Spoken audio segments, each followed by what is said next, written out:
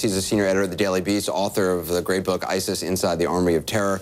Michael, you've been following this. You just tweeted out, whoever's responsible, the primary target was women and children. Keep that fact closely tethered throughout the night. I mean, these are young kids, many young kids at this Ariana Grande concert. It's a sickening thought that somebody is laying in wait for them to leave this arena in order to detonate this device. You've also pointed out, I've been reading your tweets online tonight, I mean, Manchester, there is a history here of radical Islamist extremism for quite some while. There was actually one of the largest al-Qaeda plots was hatched out of Manchester, wasn't it? That's right. My colleague Robin Simcox at the Heritage Foundation pointed out that this was one of the largest attacks that fortunately was aborted or interrupted by the British security services.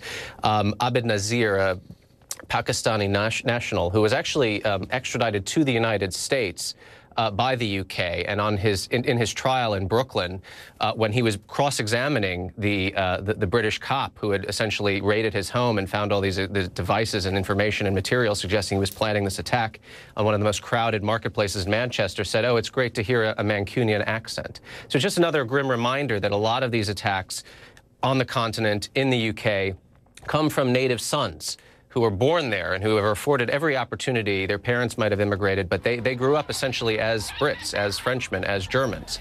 And I wouldn't be surprised to find out if this was either a native Manc or somebody who had spent his entire life in the UK. And to your point, yes, this is a concert. You know, these are, the cliche is they're soft targets. I don't know there's anything particularly soft about the carnage that's being perpetrated, but, you know, here you have a band that caters to a certain demographic, young teenage girls. So this will have been shown. If this was, and again, I want to sort of issue the caveats that we don't know exactly what's happened yet. I don't want to get ahead of my skis on this. But if this was an act of Islamist or al-Qaeda or ISIS perpetrated or executed terrorism, they will have planned to kill as many women and children as possible. And what they'll do to justify it is they'll say, you, the Crusader conspiracy that's ranged against the Sunni Ummah, you're killing our daughters and our women and our children in Syria and Iraq. That's their moral equivalence. That's the argument they trotted out when they immolated the Jordanian pilot in a cage several years ago. That's the argument they always trot out. It's always about,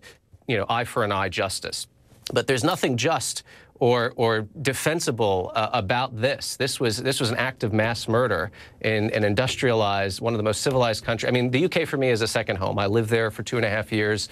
I got married there. I have family that come from there. It hits me very personally when I see this happen. And as Paul points out, yes, the attack in Westminster several weeks ago, for ISIS, that will have been sort of a busted flush. It didn't kill as many people as they would have liked. This, when the death toll is 20 people and probably going to escalate if this was indeed some kind of shrapnel-laden explosive device or a nail bomb, this is the kind of attack they're looking to perpetrate.